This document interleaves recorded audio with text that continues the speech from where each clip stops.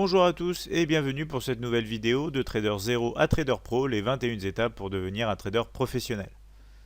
Alors on démarre rapidement avec un rappel des risques liés au trading. Le Forex et les CFD sont des instruments financiers présentant des risques élevés qui peuvent entraîner des pertes supérieures à votre investissement initial. Cette présentation et la vidéo qui l'accompagne sont uniquement destinées à des fins d'information et d'éducation. Alors je me présente, Jérémy Delsol, analyse de marché pour Admiral Markets et notamment trader pour compte propre.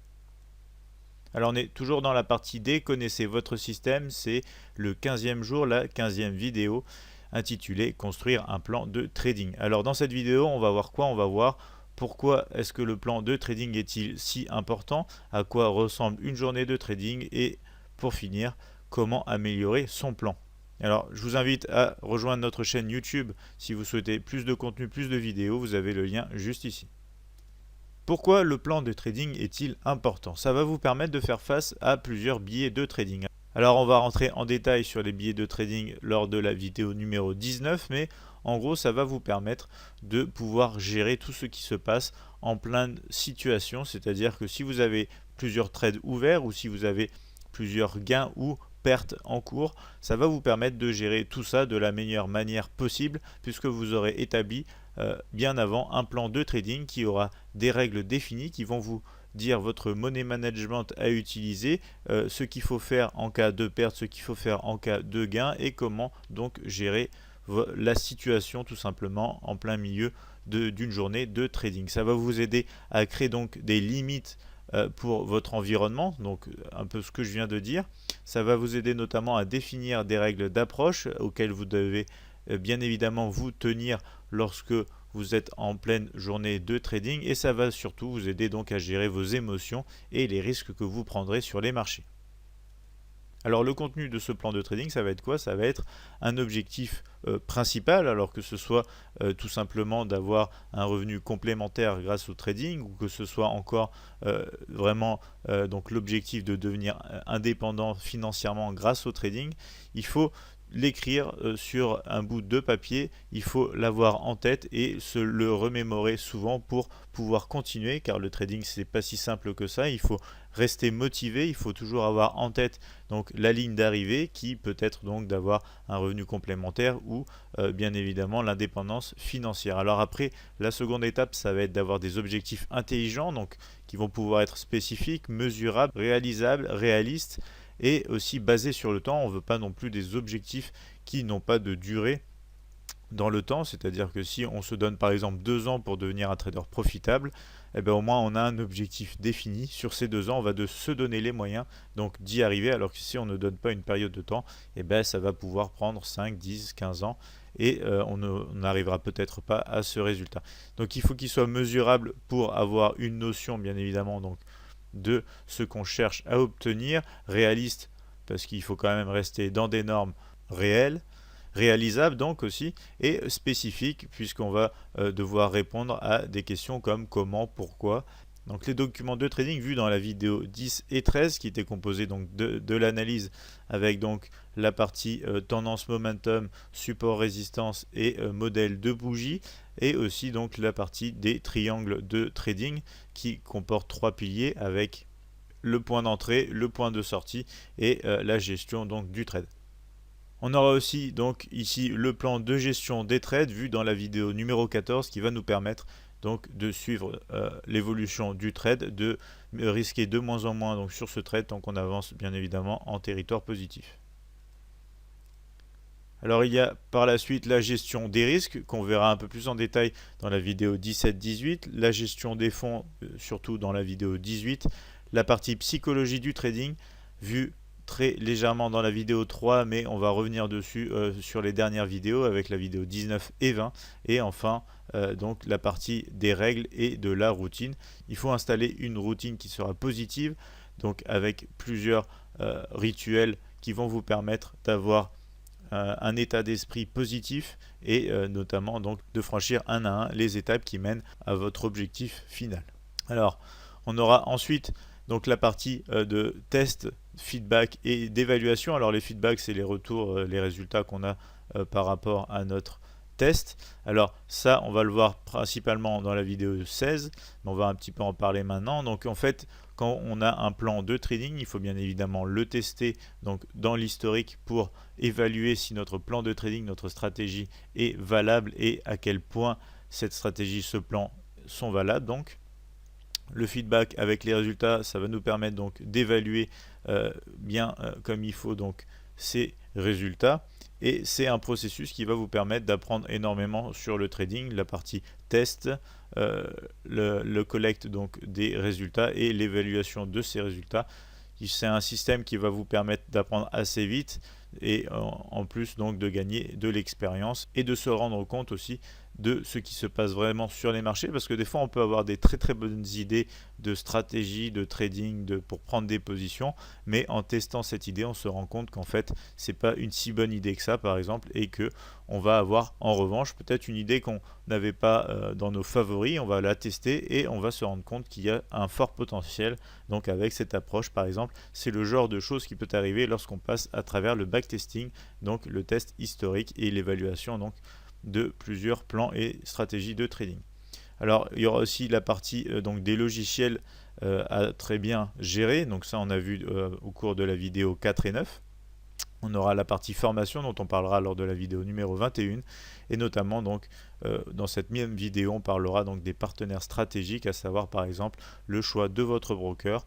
Ici on introduira bien évidemment les avantages d'Admiral Markets.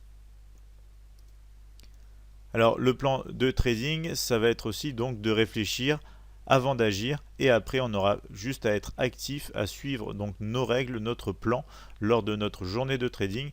Il ne faudra pas réfléchir de manière excessive une fois qu'on est en position, sinon on va pouvoir commencer à faire des erreurs, à sortir de position plus tôt ou trop tard, parce qu'on aura décidé parce qu'on aura été tout simplement motivé par nos émotions, alors que notre plan de trading et notre stratégie donc met ces fameuses émotions de côté, ce qui va nous permettre de pouvoir garder normalement la tête froide, obéir à nos règles, prendre nos trades comme il se doit, comme on l'a établi, comme on a notamment vu en évaluant donc le test historique. On a vu sur ce test que c'était profitable, que c'était positif si on trade de cette manière-là. Alors il ne faut surtout pas sortir de ce cadre, commencer à trader d'une autre manière.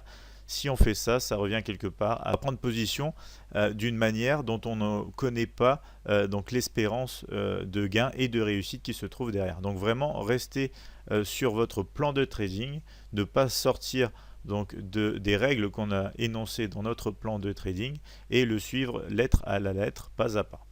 Alors après, il y a des systèmes basés donc purement sur des règles. Donc c'est du trading de système. On va avoir un plan de trading avec des règles établies et des étapes très claires où il n'y aura aucune subjectivité possible. Donc ça, on l'a vu par exemple donc dans la vidéo 13 quand on vous a présenté la stratégie donc de Admiral Markets avec le système ZTH4.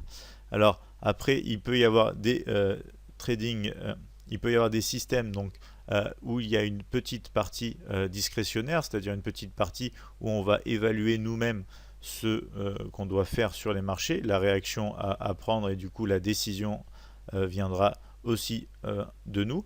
Mais on va avoir aussi des systèmes qui seront 100% systémiques, j'ai envie de dire, automatisés, puisque ce sera purement une suite logique de règles à suivre pour prendre donc sa position. Ça sera par exemple A plus B plus C, ce qui voudra dire qu'on a D, et du coup par exemple on va prendre notre position, etc. Donc en comparaison à ceci, on a le trading discrétionnaire où l'analyse donc de chaque paramètre se fait par nous-mêmes. On a une grande liberté donc dans ce type d'analyse. On va pouvoir aller identifier des zones avec des outils variés. On pourra utiliser les retracements de Fibonacci par exemple que vous pouvez voir ici. On pourra dessiner des trendlines afin de déterminer un petit peu l'évolution du prix, si on est dans une zone d'indécision, si on est en tendance ou en range. Et par contre, c'est vrai que c'est plus difficile pour les débutants. Pourquoi? Parce qu'il faut avoir de l'expérience pour pouvoir faire ce genre d'analyse. Il faut notamment avoir confiance dans son approche, dans son analyse pour réaliser ce type donc, de travail tous les jours, et notamment donc trader avec son argent propre et donc de l'argent réel. Il faut vraiment avoir une certaine expérience et une confiance en soi pour arriver à cette étape-là. Alors, on va parler ici du rôle des filtres. Alors, les filtres, ça va permettre donc d'ignorer certains trades potentiels, mais bien évidemment de les ignorer parce que ce seront potentiellement des mauvaises positions. C'est le rôle du filtre, ça va nous aider à filtrer les mauvaises positions, à essayer donc d'enlever des pertes inutiles. Donc lors de notre création de notre plan de trading, on va avoir certains filtres qui vont nous dire par exemple ici il faut éviter de prendre position parce qu'on a une divergence par exemple sur le CCI ou sur le RSI et que du coup ça va être une des règles en plus à rajouter à notre plan de trading. Ça va nous aider à avoir une certaine flexibilité par rapport à la structure des marchés et ça va nous aider à prendre des décisions, surtout dans la partie discrétionnaire, sauf si après on évalue bien la situation et qu'on peut l'expliquer de manière très systémique, on pourra l'intégrer dans un système donc, de trading quasiment automatique. Alors comment peut-on améliorer un plan de trading? C'est simple, il va y avoir trois parties. La partie vraiment donc de la stratégie du système de trading, on aura la partie de money management et on aura la partie de psychologie. Alors on va pouvoir travailler sur ces trois thèmes afin d'améliorer notre plan de trading. On pourra pour la partie donc de système, on pourra vérifier si nos points d'entrée, nos points de sortie sont cohérents, si on peut les améliorer, si on peut aller chercher des objectifs peut-être un peu plus loin ou un peu plus près pour augmenter forcément notre taux de réussite. On pourra pour le money management bien vérifier donc notre exposition sur le marché, si on prend trop de risques, si on ne prend pas assez de risques, si on peut essayer de réduire ce risque tout en gardant un profil d'investissement ou de trader assez agressif, ou tout simplement si on souhaite être conservateur. On aura la partie psychologie où on va devoir réussir à garder donc ses émotions de côté, puisque dans le trading, il ne faut pas faire intervenir ses émotions, puisque c'est là où on commence à faire des petites erreurs qui vont avoir une conséquence très importante sur notre compte de trading et sur donc les trades qu'on va prendre. Donc ces trois domaines, ces trois thèmes vont pouvoir être un peu travaillés, un peu optimisés. Alors après, il ne faut bien évidemment pas partir dans l'optique de trouver le système parfait. Le système parfait n'existe pas, mais on peut toujours avoir des petites optimisations à droite, à gauche, selon certains donc, thèmes qu'on vient de citer, afin donc de générer potentiellement un système qui sera un petit peu mieux que le premier peut-être qu'on aura établi à la base. Après, on vérifie donc si ce système a eu une certaine amélioration sur les résultats. Si oui, à ce moment-là, on va avoir un plan de trading amélioré, et si ce n'est pas le cas, on va revenir et recommencer à étudier donc ces trois thèmes afin de pouvoir vraiment avancer dans le bon sens, mais toujours en gardant à l'esprit donc que le plan de trading parfait n'existe pas. Il faut juste que ce soit un plan de trading qui se marie à votre approche, qui soit en accord avec votre façon de voir les choses et surtout avec votre personnalité. Alors en ce qui concerne l'approche du trading, c'est vraiment quelque chose à prendre au sérieux. C'est un business, pas un loisir. Il faut rester donc critique, construire une expérience avec un plan de trading que vous avez peut-être déjà à l'heure actuelle avant de pouvoir aller chercher des améliorations.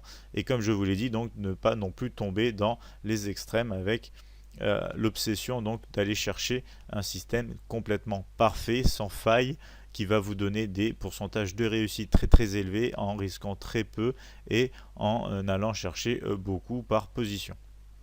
Alors la journée typique d'un trader, ça va être tout simplement d'être très très bien organisé dès le début de sa journée, donc connaître ses temps de trading, quel graphique on va regarder, notamment donc la plateforme qu'on va utiliser avec les outils donc, de cette plateforme. On aura ensuite donc une vue panoramique donc, sur ce qui risque d'arriver, notamment avec les nouvelles économiques, avant de commencer à analyser donc, les marchés pour aller chercher donc, des niveaux clés, les tendances et reconnaître donc des modèles de bougies qui vont vous permettre de prendre position. Et ensuite, qu'est-ce qui se passe? On va tout simplement suivre notre plan à la lettre en ce qui concerne donc les entrées et les sorties et la gestion de notre risque. C'est vraiment pas plus compliqué que ça.